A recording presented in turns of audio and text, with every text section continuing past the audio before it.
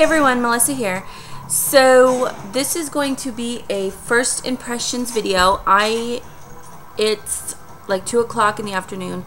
I've already I started doing makeup for this eye, but my allergies are really bad right now, so I don't know if you're gonna be able to tell on camera, but I'm totally like watered out right here. So I decided to not do my other side because I didn't want to waste the makeup. But anyway, that's why I have half of a face done. This is not a tutorial. This is actually a first impressions video. I woke up this morning, I took a shower, and I'm still like in this stained, well, it's not stained, it's actually makeup,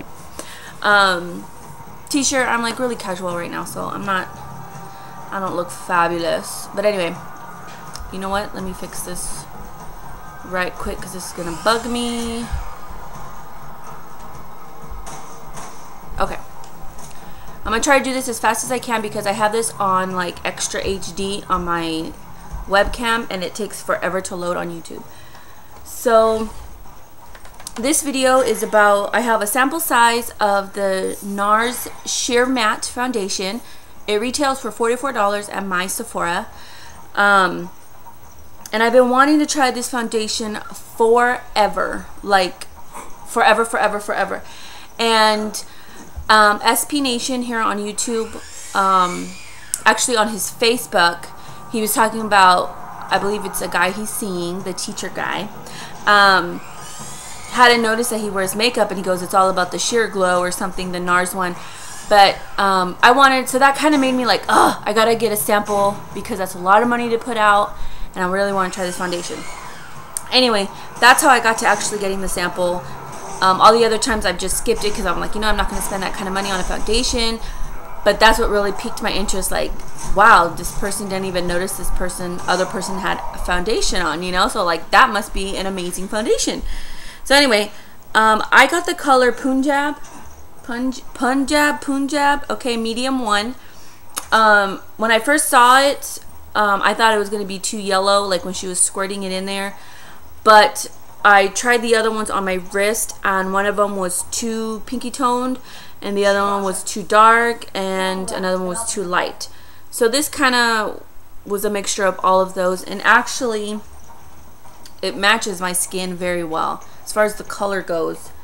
It's still a tingy too yellowy mustardy, I guess, which I've heard someone refer that also in their video. It is a little mustardy, but on camera it's looking amazing.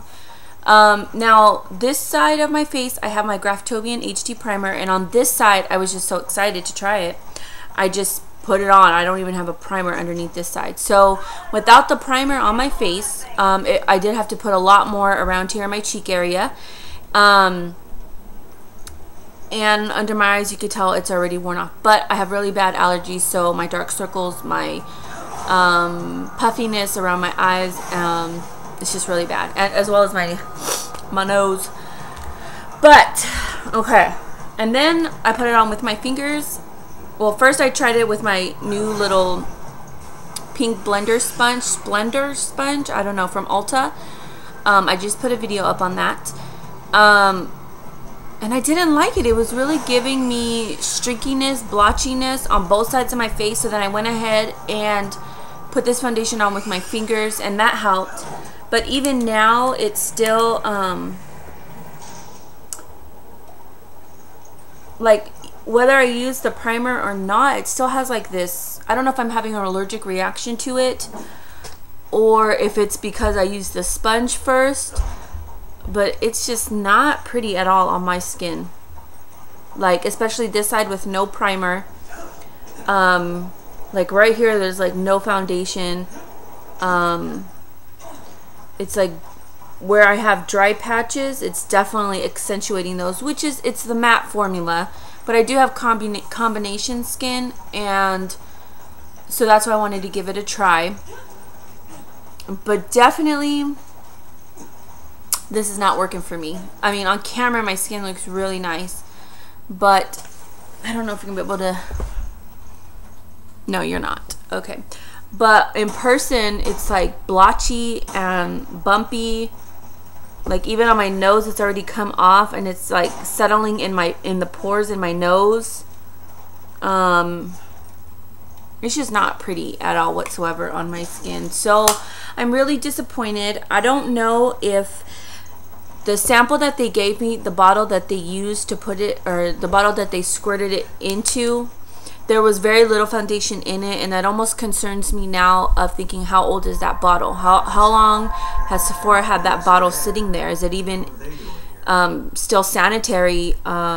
You know what I mean? You can make up, especially foundation, lasts a really long time, but you know, when you're constantly, like, people are putting their fingers and their hands around the nozzle and stuff like that. Even I did that when I went to squirt it. I kind of went like that with the tip, you know, to get that extra, and you just never know if that bacteria is going to go inside there. So that's something that I'm a little concerned about. What if I'm having an allergic reaction? Because it just, my skin looks horrible. Like, I wish you guys can see it, but it doesn't. I like the color. I don't like the coverage. I just really wish this worked for me, but it didn't. So I'm going to give it another shot, and I will do an update video. I'm going to use a silkier primer instead of more of a stickier primer. Because there's a lot of reviews about people just absolutely loving the sheer matte. But I definitely do not recommend this at all whatsoever for people with any kind of dry skin. Like, where I'm a little bit more dry here, but I'm definitely oily here and here. No, I'll probably get away with using a thicker concealer here and here, and then using like mattifying products here and here, and then getting the sheer glow for my face. That'll probably have a better result. So I'm gonna try the sheer glow. I really want to like this Nars foundation, so yeah, I'll have to go back and try the sheer glow, because I'm definitely not gonna be purchasing the sheer matte. But again, I'm going to try it with a silkier foundation primer and see if that changes the effect. I'm going to use it with a different brush. But this is more of my first impressions. I first tried it on. The second part of this video is for this little blender, which I just mentioned it.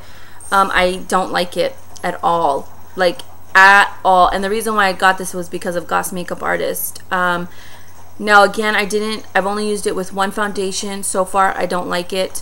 For some reason, I thought that this one with this shape got bigger when you wet it, but it doesn't.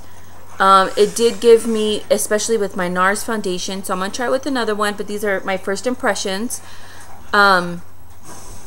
It definitely, all the little bumps that are on the, you know, on a sponge, especially this one, it showed that on my skin, no matter what I was trying to do and, you know, rub it around, and you know, I was really trying to work with this foundation and this sponge, and it just was not working. So far, I'm not liking this either. I wish you know, this was $4.99. I could have gotten 96 non-latex cosmetic sponges for $6.99. So I'm kind of bummed that for $2 more I could have really gotten the sponges I liked. And those ones you can even reuse. You can wash with, you know, soap and water and let air dry and use again, you know, once or you know, at least 2 times. That's what I do to save. So that would have been, I think, better for my money. But don't laugh. I was really in that sponge aisle contemplating what to get. That's why he's laughing at me, because whatever. I wish I would have gotten those damn sponges now. But we'll give this a try with a different foundation with my Revlon Color Stay. We'll see how that works out. So yeah, I hope you guys like this first impressions video. I don't buy a lot of things often, so I thought I would do something like this for you guys. So talk to you soon. Bye.